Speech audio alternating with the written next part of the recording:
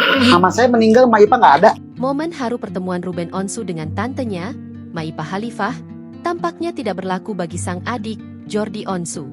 Alih-alih mengikuti jejak kakaknya, Jordi Onsu justru meluapkan amarah dan luka lama saat netizen memintanya untuk menyambangi sang tante. Melalui siaran langsung di akun TikTok-nya, Jordi Onsu dengan tegas menolak permintaan tersebut sambil mengungkap alasan pilu di baliknya. Adik Ruben Onsu ini mempertanyakan keberadaan Maipa selama puluhan tahun, terutama di saat-saat tersulit keluarganya. Ada yang tanya Jordi, kenapa kamu kok gak ke Maipa karena ko Ruben? Maipa kemana aja? Saya hidup di dunia ini 32 tahun, ujar Jordi Onsu sambil membaca komentar netizen. Seperti dilansir dari unggahan akun TikTok Racun Online Shop 4, Sabtu, 15 November 2025. Kemudian, Jordi Onsu mengungkit kembali momen paling menyakitkan dalam hidupnya, yaitu saat kedua orang tuanya meninggal dunia. Menurutnya, sang tante tidak pernah hadir di masa-masa duka tersebut. Mama saya meninggal, Maipa gak ada.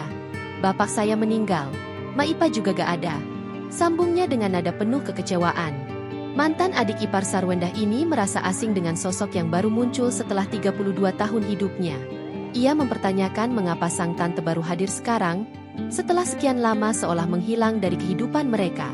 Bahkan, Jordi Onsu menyinggung adanya konflik keluarga di masa lalu yang membuatnya tak pernah mengenal sosok Maipa Khalifah tersebut. Mama saya mati dikubur, Maipa kemana? Mama saya dimusuhin sama keluarganya, katanya. Suasana semakin memanas ketika seseorang di sekitar Jordi menimpali bahwa pertemuan Ruben Onsu dengan tantenya juga baru terjadi dalam waktu singkat. Baru ketemu Ruben 2 bulan, sahut orang tersebut. Jordi pun langsung membenarkan pernyataan itu dengan kalimat tajam yang menyiratkan penolakan keras untuk menjalin hubungan baik dengan tantenya.